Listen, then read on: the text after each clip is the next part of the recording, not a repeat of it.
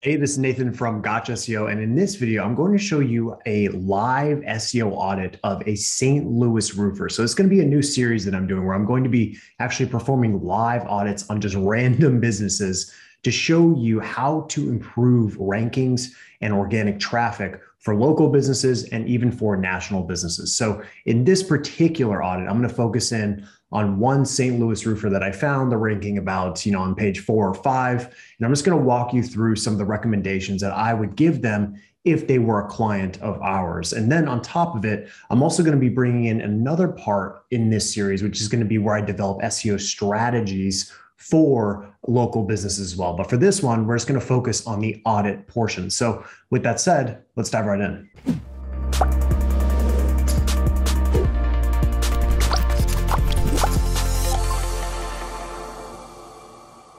Okay, so first things first is I'm inside Ahrefs Keyword Explorer, and I just want to see the quality of this keyword, and ultimately see how much competition and search volume there is, how much potential is there. And there is good potential for this keyword, not just for this exact variation here for roofer St. Louis, but also the other variations here under the term match. So we'll be able to find really what the overall market looks like. So if you go to matching terms, you can see just based on this keyword alone, we can start to see what the opportunity really is at a broader level. So just with this specific variation, we're looking at about 280 searches per month. And so not a ton, but on the local level, that can be pretty lucrative, especially for a roofer, a big roofing contract. They only need one roofing contract to really make a substantial amount of revenue. Now, profitability is a different story, but as far as revenue, they can make a good number. So what I'll tend to do is look at the overall market size in this particular vertical so I can get an idea of can we actually get a return on investment for this campaign? And that's really important because we won't even take on a client unless we can get them a return on investment. So that needs to be really clear. This is the first place to start. But then you take this volume, and then you can also take the average organic CTR. So 280 searches per month, you can assume that if you ranked really, really well, you could get roughly 30% or so of those clicks. And then from there, you can say of that 30%. So we'll go ahead and do the math on that. Look at 280. And this is, of course, it's going to be more than this, but we'll go ahead and take a look. That ends up being about 84 clicks per month into this website. So from there, you have to figure out what your conversion rate is going to be. So if you convert, 5% of traffic into leads, then you can start to figure out what that's going to look like. So we'll look at 0.5. That looks at about 4 new qualified leads every single month from SEO. So how much is a lead worth? That's what you need to figure out. But ultimately, you can do this math and get a broad idea of really what opportunities exist. And sadly, there's a lot of SEO companies that will just take on any client without ever considering the return on investment. Because at the end of the day, the only reason why we're even doing SEO is because the company wants to get a return on investment. They want to make more money from doing SEO. So that is the goal here. So that's kind of the first phase here. Now we look at the general competition for this keyword. It's pretty high, honestly, at 29, but it's also really inflated. So if we go and look here, we'll scroll down and look at the competition. We'll see that the websites that are ranking really well are actually these super authoritative websites. So we have Angie, we have Yelp, Expertise, and Home Advisor, and actually even the Better Business Bureau as well. So the top 5 results are all directory-driven websites. So, that's something we have to consider too. Even if we were to rank really well, let's say we beat Southside Roofing Company, the CTR is not going to be super great because we're getting pushed down by all of these directory sites. Now, with that said, no one is pushing super hard here in this particular, let's say, market. So if you did an exceptional job, you probably could outrank a lot of these directories. But with that said, it's still going to be pretty tough. But to me, it's a really good sign when I see a competitor like this ranking well, and they only have a DR of 4. Okay, that's really, really exciting because I see the ranking number 6 and they only have a DR of 4, which implies they haven't done a whole lot of link building. So with a really focused link building campaign, it would be pretty easy to outrank this site. So with that said, the website that I'm going to be working on is this one here, and we can go ahead and take a look. They're ranking number 64, okay? And they actually have a DR that's higher than the top competitor. He has 17 DR, which is great. but we have to see the quality of the links that are hitting that site. So, but overall, definitely can be done, definitely a good keyword to go after. So that's what I'm doing. I'm going to walk you through how it would improve the performance for this particular business here, Constructors 911.coms. Okay, so before we dive into the really deep SEO stuff, I just want to go on this site here and just see some general ideas here that we can dive into. So first of all, a couple key things I noticed just from a user experience perspective. So, the logo here, when I click on it, is not clickable. So it's just a very common practice these days to make sure that the actual logo, when you click on it, it takes you back to the homepage. You'll notice like a lot of people don't really even have home tabs anymore because people are so used to clicking on logo to get back. So that's kind of the first thing. And then also one thing I'd be very, very careful of, especially on the site where you're trying to take organic search traffic and turn it into leads, you really don't want to have things above the fold that are going to send someone off. You're going to really distract them from the primary objective, which is for them to become a lead. So this right here, yes, all these things are important. It's good to build a social media presence somewhat, but for the most part, if we're really focusing on SEO, this is a distraction. So I would actually get rid of this completely and then make the focus of this navigation the call to action. So I'd actually probably turn contact or get a free quote or some sort of call to action in that menu to drive more leads. So focusing on lead generation, not focusing on sending them off to social media where they will never come back. If they end up on Facebook or they end up on Twitter, it's pretty much game over for you. So we don't want that to happen. So I would get rid of that. And then also from a user experience and kind of user interface perspective, you don't want a heading like this. If we go ahead and zoom in, you can see we don't want a heading like this to match a button. A button should have contrast against everything else. It should live on its own and nothing should distract from it. So you would want to change the color of this so that it doesn't distract from the call to action. Very, very important. I know it seems very petty, but it's very important because it will actually improve conversions if you do this. So this is a couple of key things I'm noticing right away. Nothing too bad, but just a couple little small things. And then also here, the schedule free estimate, we could probably highlight this a little bit more, make this color a little more prominent and not blend with the rest of this section. Make it, maybe that red up here would be a little bit better. It would pop a little bit better. And then we look at the content itself, it looks like this isn't super well developed and we'll be talking about the content side. But for the most part, the site is in pretty good shape. You got some good reviews. It's structured well. So that's a good sign. One other thing, though, is when we go down here to the footer is this number here is not clickable. Okay, so if someone's on mobile, they're not going to be able to click on this number and actually call, right? And it's the same right here. So you want to make this number clickable. And then the same with the email address. If you want to have an email here, it should be clickable. So when someone clicks it, they can actually open up their email application and be able to email. Okay, and then one other thing you definitely want to do is when you're just doing your kind of initial analysis of the website, you should download the detailed extension plugin because it's super useful. It can really help you just see what's going on at a very high level. But what I want to see is, do they have title tag? Do they have description? But most importantly, we can go and change all of this. But is the site crawlable and indexable? So based on this, it doesn't look like they have any tags that are blocking the crawling and the indexing of the site, which is important. We can go to the robots.txt file very quickly, see if there's anything there. Looks good. And then we can also just kind of dig through these other parts and see if there's anything super alarming. It looks like their heading structure is pretty decent, so nothing to be concerned about there. And then you just dig through here and see if there's anything else that's alarming at this kind of high level. Overall, it looks good. So now let's move on to the next phase of this process. We're going to get a little bit deeper into this. So what you want to do is you want to use Screaming Frog, which is a tool I personally use to crawl websites. I think it's the best one personally, and I love how it has a really simple user interface.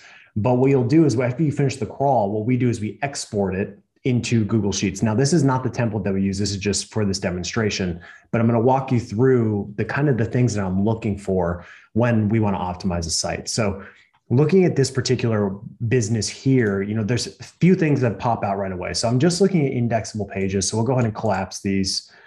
And what I want to do is see, are these pages optimized the way that they need to be? So when we look at this, the homepage is optimized for St. Louis roofers. So that is a very good thing, and that's probably why they're even ranking in the top 100. When we look at some of these other things like commercial roofing, well, I'm fairly certain that they're really only targeting St. Louis for this. So it would make sense that this page was also optimized for St. Louis. Okay. And they are, they're located in St. Louis here. So this here to me is something that needs to be optimized. So this is an optimization opportunity. So we probably actually highlight this whole thing just to make sure. And then we go down here, storm restoration. Once again, probably another opportunity to optimize for the location that we're going after. Residential roofing, maybe that could be something. It's probably not what most people would search.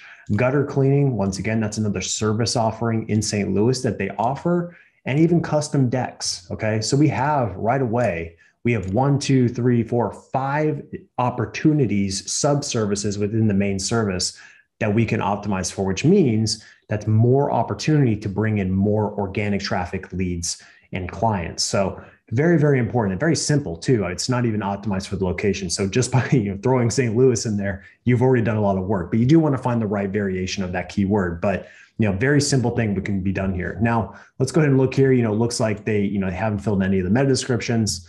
That's not really going to make or break you, but that's just kind of like bare minimum SEO that you need to do. We'll go over here, and it looks like there are some pages with missing H1 tags. So obviously we don't want to have that happen, but it looks like these pages aren't super important. It looks like there's kind of showcase or review pages. That's not going to hurt them really in any way, but just for a general good practice, you definitely want to have H1 on every single page. So continuing down here, and this is, once again, we're just looking at a very high level. We haven't even looked at the page itself, but going through here, a couple key things I want to look at as well as word count. So we start to see the total word count on these pages, and we'll go ahead and actually collapse this so we can see it better. And let's look at this, and we'll see that the number one page on their site is their privacy policy. So that is not ideal, right? We don't want the privacy policy to be the number one page. We look at the actual homepage, which is the most important page. It's about 1,200 words, but that's very subjective right now because 1,200 words doesn't mean a whole lot until we actually look at the meat of that content. So it could be 1,200 words of just fluff, for all we know. So we need to go and look at that. And then we look at these other core pages that we know we can improve the performance on right away. Very, very low word counts, right? You're probably not going to get away with 300 words if you don't have existing website authority, right? If you have a lot of website authority, you might be able to get away with this. But if you don't, this is definitely something that you're going to have to improve and really increase the total word count here. So going back through, crawl depth looks good. You want that to be no more than 3 clicks deep. And then in links, unique in links, we use this a lot when we're working with bigger sites to see, and this is the total amount of internal links going to these pages. And this is important because you'll want to identify pages that have poor internal link coverage. And what that means is if they have, less than 5 internal links, it's an indication that we need to build more topical authority, which means, in other words, we need to create more content to be able to build more internal links. So this is something that we do look at. But in the case of a small website like this, not going to be much of a concern. They pretty much lack topical authority right now and relevance anyway. And you can, I can draw this conclusion very easily because the only pages that they have on their site are really transactional in nature, right? There's no informational content. There's nothing that's here to support these primary keywords. Okay, so now let's scroll over here. And the next thing I want to look at is the performance. And this is the Google PageSpeed Insights performance. Okay, so I want to see how are they doing. And for the most part, I would mark all of these as red, completely red, because we want to get to at least a 75. For a business like this that has a tiny website, there's no reason that they shouldn't have exceptional page loading speed. So this is a very good opportunity to improve this. And this would be our focus immediately in the campaign to improve the page loading speed. So very easy win that you want to attack right away. Now keep growing over here. And next thing I want to look at is the actual links. So we look at the links here, and we're going to sort it. And what we see is that, let's go ahead and close this out here. Okay, so what we'll see here, this is the referring domains from Ahrefs. And so what we're doing is we want to see how many pages actually have link equity. And so we look at this, not a whole lot, right? Most of the links going to this site are going to the homepage. Nothing inherently wrong with that. That's pretty common, but it's also an indication that we probably need to build out some more linkable assets, right? There's not really anything on this website that's inherently linkable. So we need to create some sort of data-driven piece of content or something to be able to drive links to it to grow that website authority at a much faster pace, because just linking to the homepage is not going to do it long-term. So lots of opportunity to improve here. And we haven't even looked at the site yet, right? We haven't even looked at the content. We haven't even looked at the links. So just by doing this Screaming Frog crawl, you can learn so much about a website and be able to identify so many opportunities. So that's kind of the first part. Next part is, let's go ahead and dive into the page loading speed. So once again, I ran this through PageSpeed Insights as a completely free tool that you can use and you can see it for yourself. But 25 score on mobile, and then on desktop, they're at about 62, which isn't horrible. But like I said, for a small website, we should be able to get up into that 90 to 100 range. So, but on mobile, we really need to improve this because more than likely, a lot of the organic traffic that's coming for these particular queries is going to be mobile traffic. So really need to improve this, and this has to be a priority. So when we're developing our plans, our SEO audit plan, we are categorizing the actions based on level 1, level 2, and level 3 actions. Level 1 actions are, if you do this, it's going to definitely improve your organic performance, right? And so this is a tremendous opportunity to improve the SEO performance and the user experience, which then will cascade into all the other things. So absolutely need to do this. And the other tool you can use here is web.dev. And it's very similar to the PageSpeed Insights tool, except it just gives you a couple other metrics that you can tap into to improve the performance. So once again, lots of room for improvement here without even touching the content or even building a single link or even optimizing anything, right? So, and they're also on WordPress as well. So WordPress gives you all the flexibility to be able to optimize page loading speed and ultimately user experience. So very, very important. So we're already off to a lot of opportunities here, but let's go ahead and see what's going on here in SiteLiner. So SiteLiner is one we always use. Every single site that we work on, we run it through SiteLiner. And that's just to make sure that the overall uniqueness of the content is very high. That's really what I'm concerned about. I don't want to see any pages that have a high, it's not necessarily about it being a pure piece of duplicate content. It's also about how unique that content is relative to every other page on the site, right? So that's important. You can look at this match percentage to be able to find that. When you're working with sites that don't have a lot of words, the match percentage will be pretty high because there's going to be some cookie cutter stuff that's going to blend across the whole site. So, but in this case, I'm not concerned about anything here. It's all can be improved because we're going to be, we'd want to increase the content on these pages and improve it. So that's kind of the first part here. Now let's look at the content itself before I talk about the link side. So what I always do is we'll go ahead and take the homepage here. What we'll do is we'll copy this content and kind of take out the stuff that's just kind of cookie cutter. And then we'll immediately put it through Hemingway. And the reason for that is because I want to see how well structured is this content. Now, one thing you have to consider is this content even long enough in the first place? And if the answer is no, then all of this is pretty irrelevant because we need to increase the word count. So word count is the first priority. We need to hit the target word count based on what Surfer is telling us. So we'll go ahead and look over here and we'll see, let's take a look at this top competitor who's ranking number 1. And we'll be able to see what the average word count is here, and then we can go from there. So based on Surfer's recommendations, we're looking at about 3,200 words. So it's a lot of words for a page. And we look at their current word count, we're looking at less than 1,000, right? So there's a lot of room to improve the amount of words on this particular page. So that's kind of stage 1 is get the word count right. Once the word count is right, then we're going to run that new asset through Hemingway and make sure that it's written really well. And so, this is the easiest thing you can do is just run it through here and improve the sentence structure and the quality of that content just to make it better. And it's not necessarily that this is going to be a direct ranking factor, although we have seen performance gains because of this. But it's just to make the content, and you can mark it off the list knowing that it's been developed well, right? So it's more a part of that checklist. So this is phase 1. So we hit the word count with Surfer. Once we hit that word count, we run it through Hemingway to improve it. And then the last step is we run it through Grammarly to improve it even further. So we want to get this overall score up to about a 90 or higher to really make sure that it's at the level it needs to be. So using both of those will greatly improve your content, like so much more than you would even believe.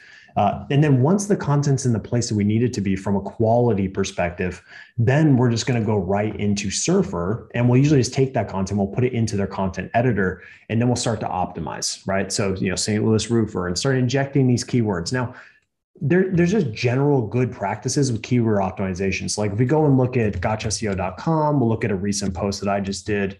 So just to give you an example, like before you even think about optimizing for Surfer, you need to make sure that your keywords are placed in the most important parts on the page. So this is a brand new asset. Who knows how well it will rank? It needs a lot of links. But for the most part, just the general good practice is we want to have the keyword in the URL here. So I'll zoom in here so you can see. So we have a keyword in the URL up here. We have the keyword in the first H1 tag. And so I'll actually open up detailed so you can see this. So we have keyword in the URL, keyword in the title, keyword in the description. Okay, so best SEO books, best SEO books, and best SEO books. So these are the three core locations that we need. And then we want to get it into the H1. So once again, best SEO books. I prefer to get it in also into the first H2 as well. And then on top of that, get it into this first sentence as well. If you can get it in all those spots, you're going to do much better than most people. Okay. Those are just like the bare minimum places where the keyword should show up. On top of that, I also like to add it towards the end of the asset as well. So we look over here and, SEO books is the primary keyword here. It's also in the last part of this section here. Okay.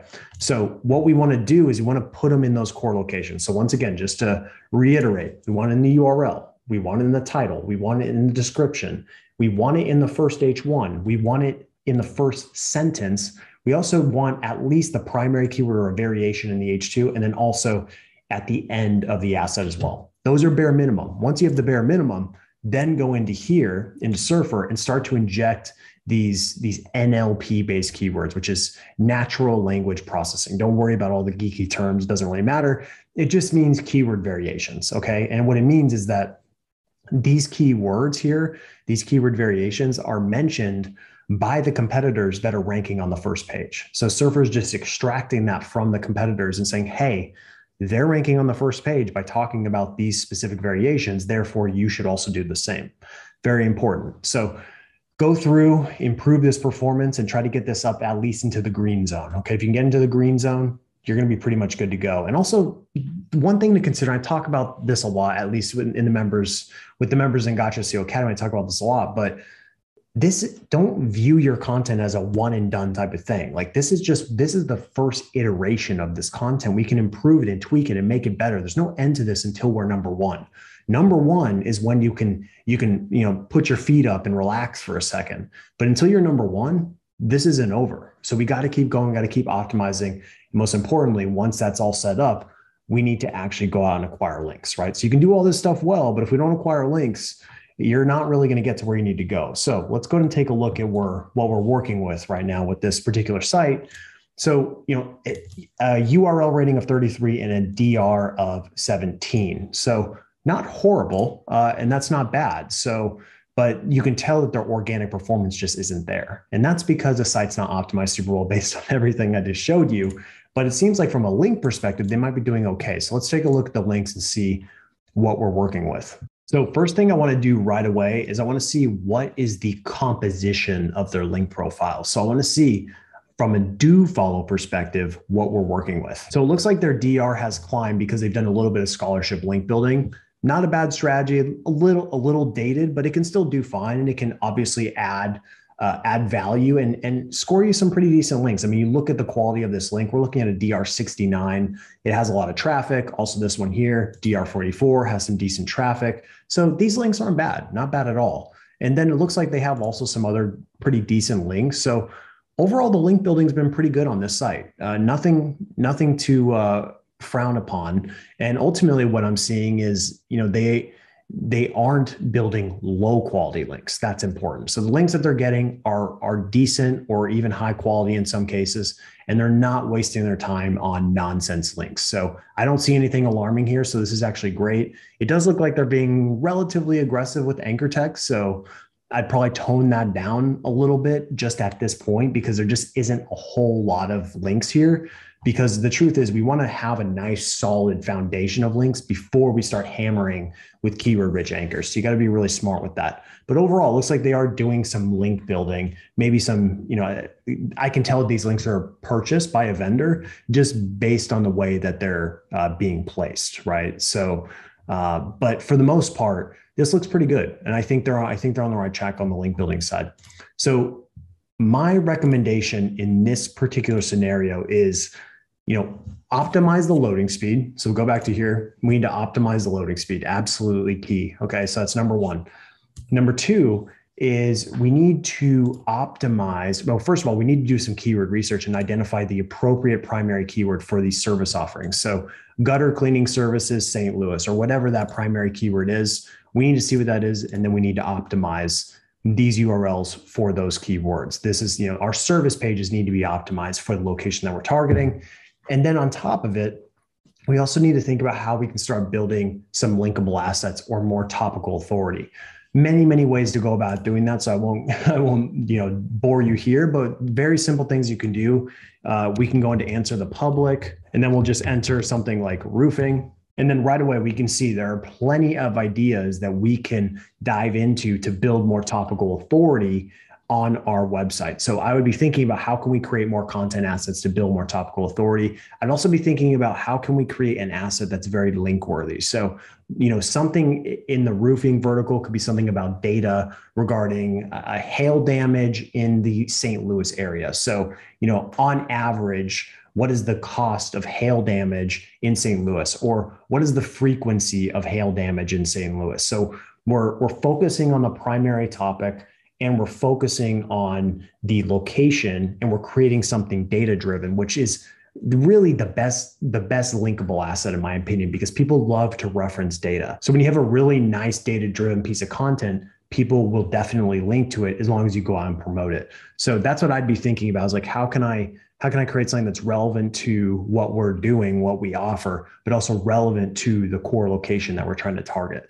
So I'd be thinking about that, and quality over quantity here, right? So blend the building of topical authority using keywords like this, but then also make sure you're hammering your local area in a unique way. Very important. So that's what we would be focusing on to build topical authority, build out linkable assets, and then of course, improving the content quality on the homepage and these service pages. We want to be hitting the word counts that Surfer is recommending. At the bare minimum, hit the word counts and run the content through Hemingway, run it through Grammarly, and then run it through Surfer to optimize it the right way.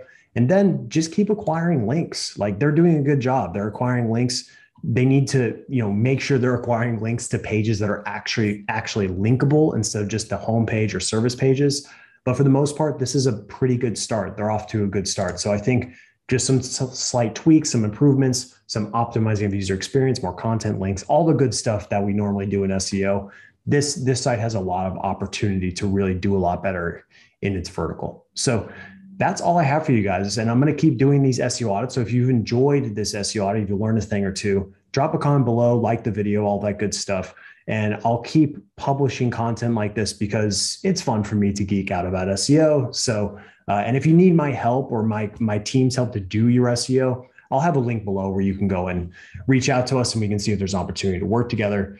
But for the most part, if you enjoyed this video, like it, subscribe, comment, and thank you so much for watching. I'll see you in the next video. Thanks.